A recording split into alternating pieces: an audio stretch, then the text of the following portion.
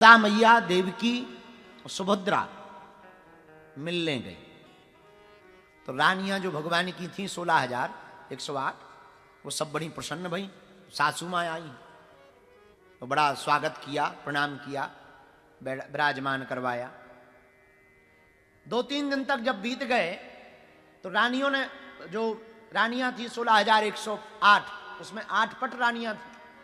रुक्मणी, सत्यभामा, मित्रविंदा, लक्ष्मणा, भद्रा, ये सब भगवान की पट रानियां हैं। तो ठाकुर जी और दाऊ भैया तो बाहर, अब राजा थे तो कामकाज रहता था खूब। तो रानियों ने कहा कि हमने सुना कि ठाकुर जी की लीलाएं बड़ी अद्भुत थी बचपन की, हमें सुनाओ। यशोदा मैया बोली हम सुना नहीं सकते। क्यों? बोले अगर हमने यह कथा बाल लीला की वृंदावन की सुनाई और कहीं धोखे से ठाकुर जी ने सुन ली तो रानियों, बेटियों, बहुओं, एक बात तय है, ठाकुर जी एक क्षण बिना विलंब किए आज ही वृंदावन वापस लौट जाएंगे। आज ही वापस लौट जाएंगे, एक क्षण बिना विलंब किए।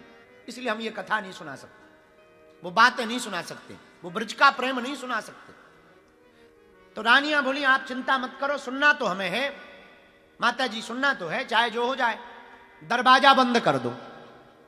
यशोदा मैया बोली वो राजा है हमाओ लाला, छोरा हमाओ राजा है, वहां को कौन दरवाजे में बंद करे, कौन न आने देवे, भाई की खटिया खड़ी हो जाएगी। तो एक प्लान बनाया। बोले क्या? बोले एक काम करते हैं, सुभद्रा जी को दरवाजे पे लगा देते, ये दरवाजे पर रखवाली करेंगी, एंट्री नहीं देंगी, कह देंगे कोई जरूरी मीटिंग चल रही। और सुभद्रा जी की बात दाऊ भैया भी मान जाएंगे और ठाकुर जी भी मान जाएंगे। हाँ ये बढ़िया है। दरवाजे पे सुभद्रा जी को खड़ा कर दिया।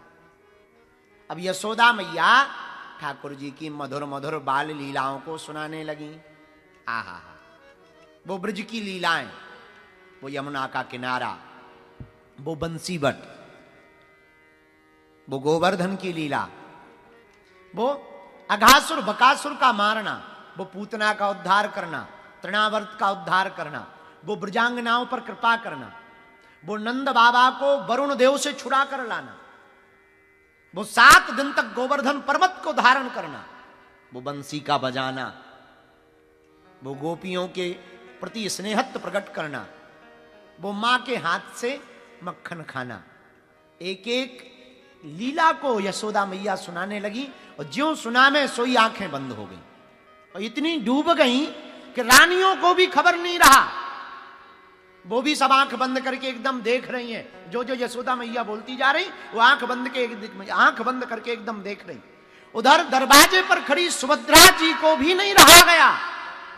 माधुर्य लीला का श्रवण करके, माधुर्य लीला का आस्वादन करके सुभद्रा जी भी तन्मयता के साथ डूब गई। इतने में मध्य में ही श्री ठाकुर जी और दाऊ भैया और मैया को अपनी मधुर मधुर बाल लीलाओं को सुनकर इतनी भाव विभोर देखकर ठाकुर जी और दाऊ भैया भी वहीं पर खड़े रह गए। और भैया रोकने वाले थे पर दोनों हाथ ऐसे ही रह गए, दाऊ भैया के और ठाकुर जी के, उधर सुभद्रा जी के। और तीनों कथा सुनते सुनते पिघलने लगे, शरीर पिघलने लगा। और जब शरीर पिघलने लगा तो पिघलते पिघलते तीनों का स्वरूप इतना बचा। इतने में नारद जी आ गए और नारद जी चिल्लाए अरे मैया ये क्या कर रही है तू? और जहां आंखें खोली तो देखा ठाकुर जी के दोनों हाथ ऐसे हैं और पिघलते जा रहे हैं। सुभद्रा बहना के दोनों हाथ ऐसे हैं, पिघलते जा रहे हैं। उस स्वरूप को देख करके नारद जी महाराज अद्भुत रह गए। भैया जब मैया अपने लाला की मधुर मधुर लीलाओं को सुना रही थी तब 22 समय ठाकुर जी जब मध्य में आए, अपनी ही लीलाओं को सुनकर के और रानियों को भाव विभोर देखकर, मैया को भाव विभोर देखकर ठाकुर जी की आंखें फटी की फटी रह गईं। वही कारण से आज भी जगन्नाथ महाप्रभु की आंखें बड़ी बड़ी हैं। अब तीनों से कहा आप तीनों विराजमान हो, ये स्वरूप आज तक काऊ ने नहीं देखा। नारद जी बोले सरकार ये स्वरूप आज तक काऊ ने तुम्हारा नहीं देखा, हम तो यही स्वरूप के दर्शन करना चाहें। तब भगवान ने नारद जी को कहा कि जाओ हम तुमको आशीर्वाद देते हैं, इसी स्वरूप में नीलांचल पर्वत के मध्य में जगन्नाथपुरी में भगवान जगन्नाथ के रूप में हम विराजमान होंगे।